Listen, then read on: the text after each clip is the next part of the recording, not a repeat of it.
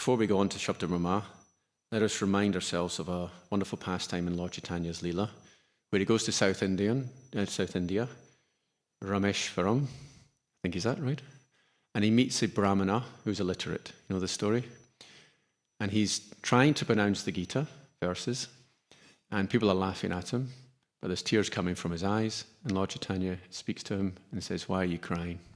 And what does he say? He says, "When I pick up the Gita, I see Krishna driving the chariot for Arjuna, and it fills me with ecstasy, and I cry. Because he is Bhagavan, and yet he's serving his devotee." So this is one of the wonderful qualities of Bhagavan. One of his 64 qualities, he is Bhakta Vatsala, or he's Prema Vashya, meaning the same thing. He's controlled by love, or he is the devotee of his devotee. In the 10th canto it says, Bhagavan Bhakti Bhaktaman. That Bhagavan, Krishna, is the devotee of his devotee. So this gives great ecstasy to the soft-hearted devotees to think that the Lord comes down from his elevated position as Bhagavan and serves his devotee. And Krishna was taking the shoes at the Rajasuya sacrifice. He was like the person that was arranging the shoes. So he's the devotee of his devotee. So this Brahmana who's illiterate, he's crying because he has so much love, because he understands the essence of the scriptures. And Mahaprabhu is like, "Why are you reciting the Bhagavad Gita?" And he said, "Shuddha Shuddha Gita Padi, Guru Agyamani." He said, "I do not pronounce it properly. Sometimes I pronounce it correctly, sometimes incorrectly. I'm just not educated enough to do it. But I'm doing it on the order of my Guru." So this is showing us that even if you cannot intellectually comprehend scripture, just by trying to pronounce the words, you can get spiritual realization. And in the purport it says, "The Vedas are spiritual sound, and therefore there is no need of material interpretation for the sound vibration of the Vedic literature. The Vedas should be vibrated as they are, although they are symbolically represented with letters which are known to us materially." So someone may be very materially qualified, but not have a good heart, and therefore they cannot enter into the Vedas. And someone may have no material education, but just by picking up the book and just by trying to pronounce it, the Vedas, the power of the scripture, it's called Shastra Kripa, right? The power of Shastra will enlighten the person. So let's give another example. Sarvabhauma Bhattacharya, he was the greatest pundit of the time, and he was also a gentleman. So when Lord Chaitanya, although he was an impersonalist, when Lord Chaitanya fainted in ecstasy in the Jagannath Puri temple, he very nicely took care of him, took him to his house, and it looked like he'd left his body, right? Chaitanya Mahaprabhu, he's almost like he's lifeless. Then he took a little piece of cotton, little cotton fiber, and it moved when it was placed near the nose of Chaitanya Mahaprabhu. And then he understood, this is transcendental ecstasy. There's a slight breath there. So Sarvabhauma Bhattacharya, feeling great love for Lord Chaitanya, he wanted to elevate him. He didn't really understand at that time the great position of Mahaprabhu as Supreme Personality of Godhead. So he tried to elevate him, and he spoke Vedanta Sutra for 7 days. And Mahaprabhu wasn't speaking. And after a while he said, "Why is it you say nothing?" And Mahaprabhu said, "I understand the Vedanta Sutra very clearly, but the way you present it, you've interpreted it in such a way that it's like a cloud coming over the sun." See? So Sarvabhauma Bhattacharya was so knowledgeable, technically speaking, but he could not enter into the actual meaning of the Vedas because his heart was not pure. And finally, by the association of Mahaprabhu, he became a great Vaishnava. And on one day, was it Gopinath Acharya came, who was it, offered him prasadam in the morning, Sarvabhauma Bhattacharya, and he took it before he had taken bath.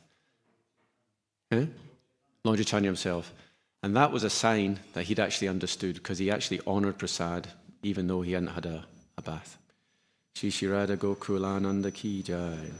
Shri Shri Ram Lakshman Hanuman ki jai. Shri Shri Gonitai ki jai. Nitai Gaura Premanandi Hariribo.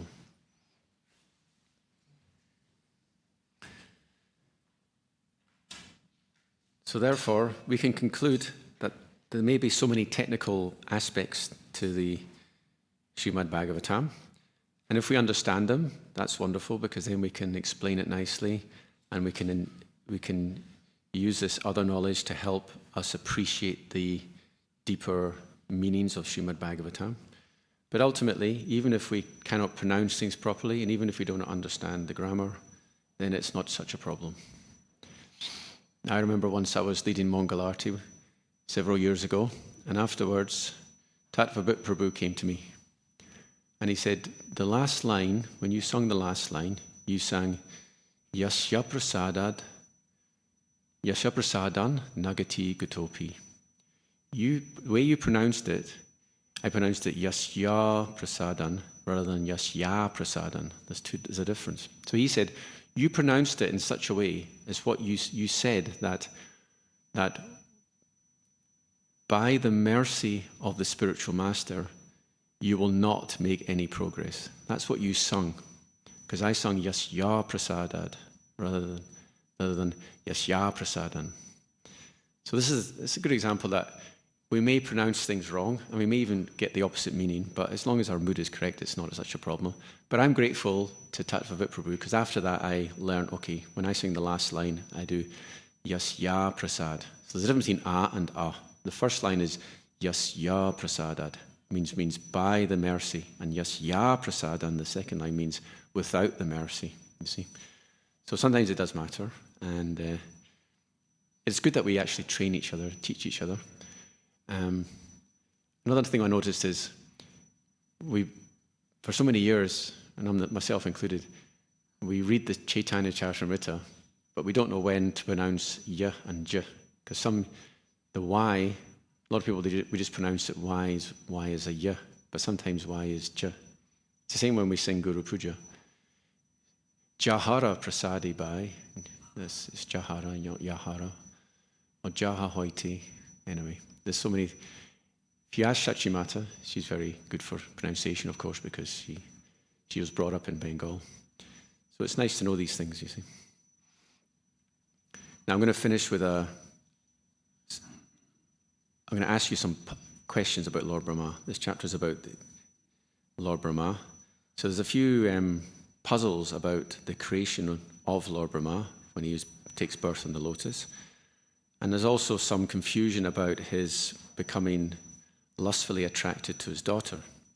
So I'm going to ask you two questions, and you can tell me if you know the answer. Now, the answer to one of these questions is actually in this chapter. And when Srinivas Prabhu gave class, he answered the question, so he's not allowed to answer that question.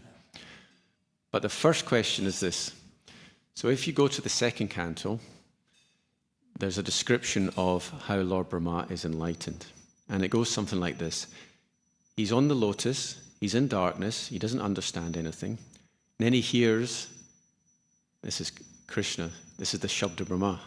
Krishna speaks to him, ta, pa. And from that, he understands to perform austerity. So he performs austerity, and then he's enlightened.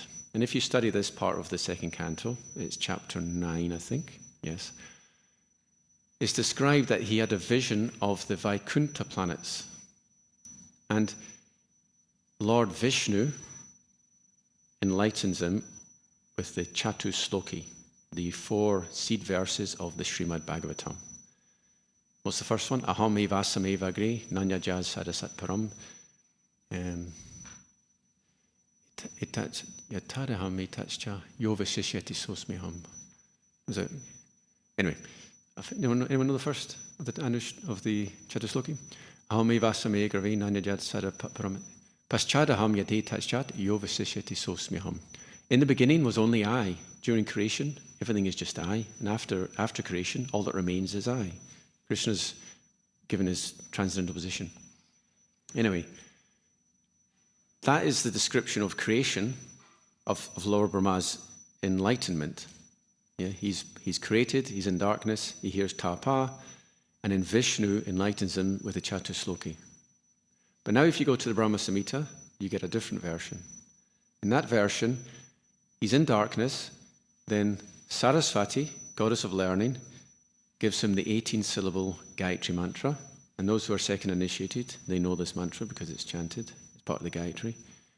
And then he gets a vision of Goloka Vrindavan, and he spontaneously composes the Brahma Samhita. Okay?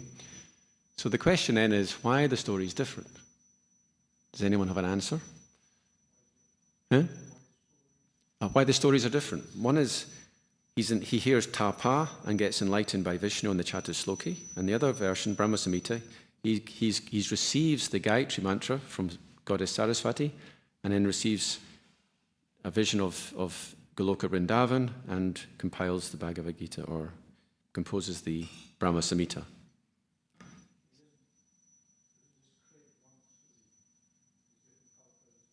Okay? So you're going to go with the kalpa, different kalpa. Okay. Any other answers?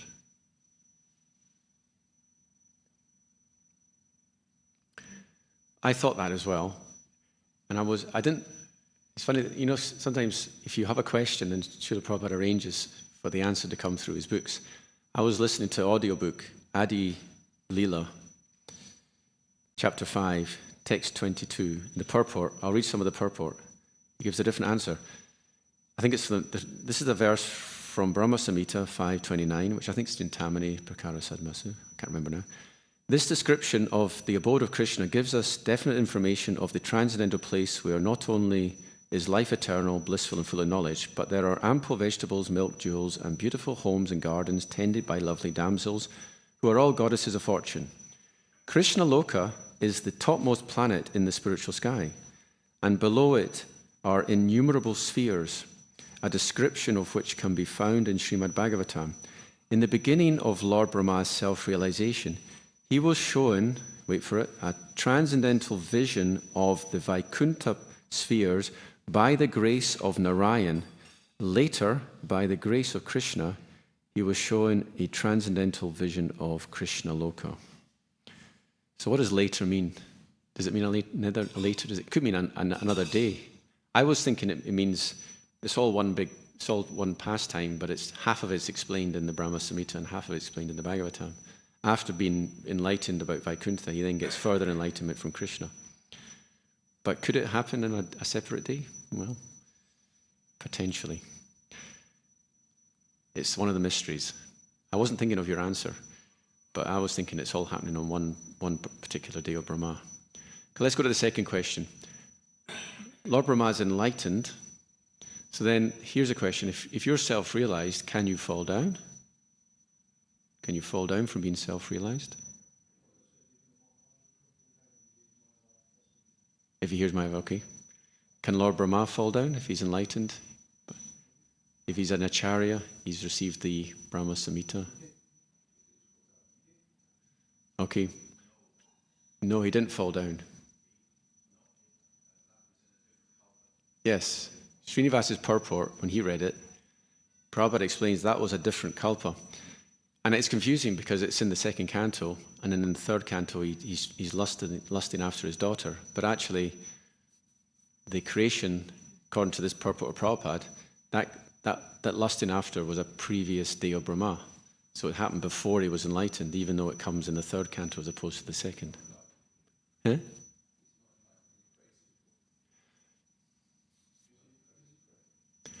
With the help of Krishna. That's engineering. Nick? Yeah.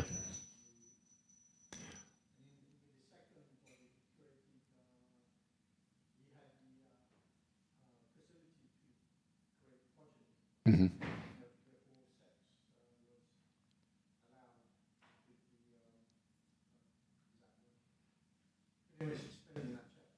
Mm-hmm.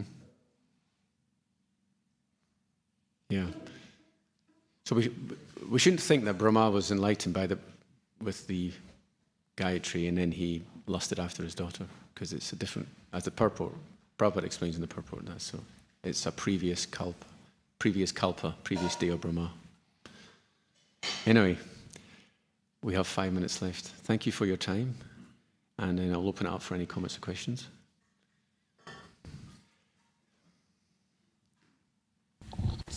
So. Hare Krishna. Thank you for the class on a complicated topic. We say Om Ajnana Timirandasya, and I've heard some, say, senior devotees say Om Ajnana. Yes. Is it Gyan or is it Jnan?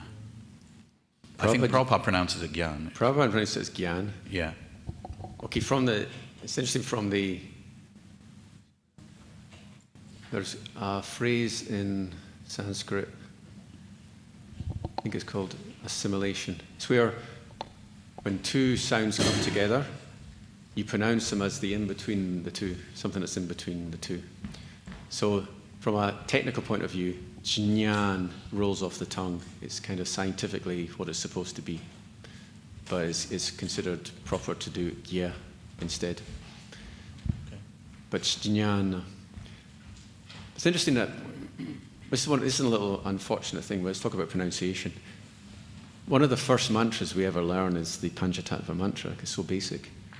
And a lot of devotees, when they learn that mantra, they haven't understood that when they see a C in Sanskrit, it's pronounced as ch. So instead of saying paschatcha, they say paskatcha desatarini. It's just one of those things.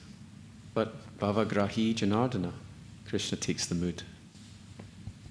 It's actually, knowledge can be a dangerous thing, because if you read, for example, the Kirtan Standards book, you might become a bit disturbed, because you'll suddenly become very aware of all the transgressions of the Kirtan Standards that devotees have. And then you'll become a little upset and you'll walk out of Kirtan. And you won't make so much spiritual advancement because you won't be feeling the bhav of the Hare Krishna mantra. And because there'll be something else going on, because you'll be feeling negative. And it's the same with Sanskrit. Too much Sanskrit can be almost detrimental, because you then start to see the faults of the people who are pronouncing it, and it can kind of cloud your vision rather than see the wonderful message behind it. But yeah. So Gyan, Prabhupada always used the term Gyan, so we just go with Gyan rather than Jnana. I have a comment. Prabhupada made a Sanskrit scholar in Germany. He what? He made a Sanskrit scholar in Germany. Okay. And Prabhupada was speaking with him in Sanskrit. Then he asked the scholar, he was elderly. Prabhupada asked him, "Can you help me spread the Hare Krishna movement?" And he didn't agree. So Prabhupada told the devotees, what's the use of all this learning? Only Mr. Hare Krishna once. Fantastic. That reminds me of another pastime, Bhaktivedanta Saraswati. He was learning Sanskrit. And the professor, he studied Sanskrit for about 3 days, something, or a short period of time, and then he decided to move on to other things. And this professor said, please do not dismiss Sanskrit. This is a lifelong endeavor. You shouldn't be so brief in your study of Sanskrit. And then Bhaktivedanta Saraswati, he was Bimal Prasad at the time, he said, "Then I reject you. I'm only studying it just for the purposes of bhakti, and I only even study the Vedas cursorily, just a brief study of the Vedas, but I'm focusing on the bhakti parts of things." So he rejected his Sanskrit teacher because he was too absorbed in Sanskrit as opposed to the purpose behind it all. Here comes Tattvavit Prabhu. And it's one of those great mysteries. Even in the purport it said, letters which are known to us materially. So the question is given in the 10th canto. How is it possible for self-realization to come through words? Because words are finite, they're material. Therefore, the scripture is trying to express something beyond words. So how can it actually adequately do that? And sometimes we even say that it doesn't. We say words can... The transcendental places where you can send words, but they come back. You can't actually reach the transcendental realm with words. That's only part of the story, because those words also have spiritual potency. Therefore, the words can, there's non-difference between Hare Krishna mantra and Krishna himself. Abhinatvan nama naminoho.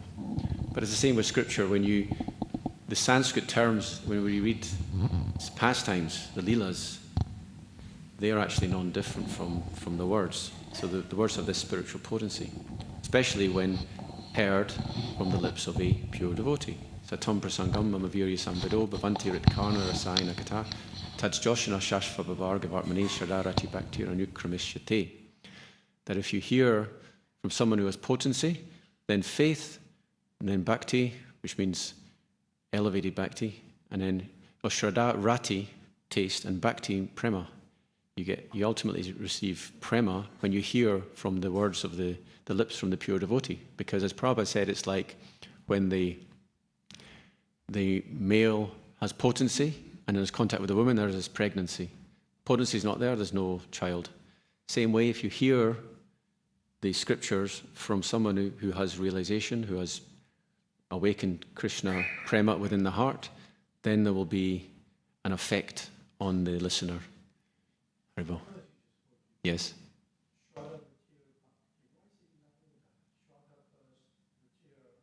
Yeah.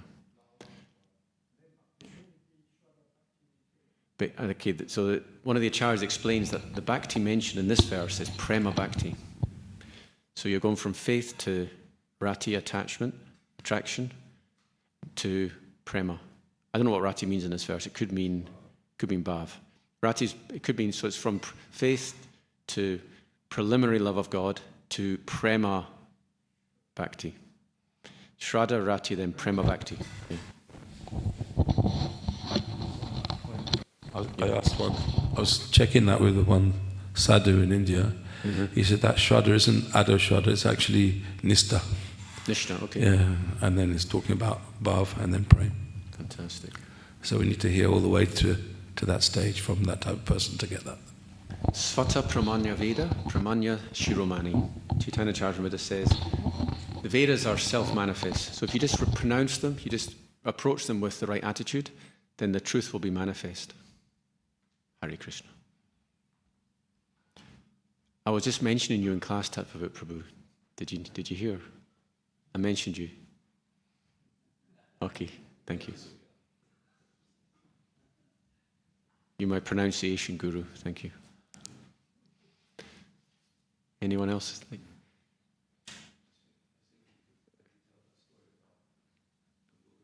Translating the Gita. Trying to what? When Gauravendra Maharaj was translating Prabhupada's Gita into Oriyan, yeah. And he had the Sanskrit. You remember that story? You tell me the story, I don't know.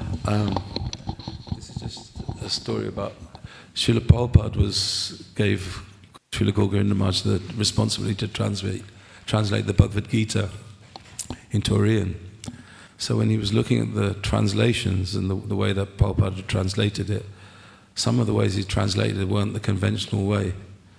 So he was a bit disturbed. So he went to Bhagavat Maharaj, who was with him in Oriya, his senior godbrother, mm-hmm.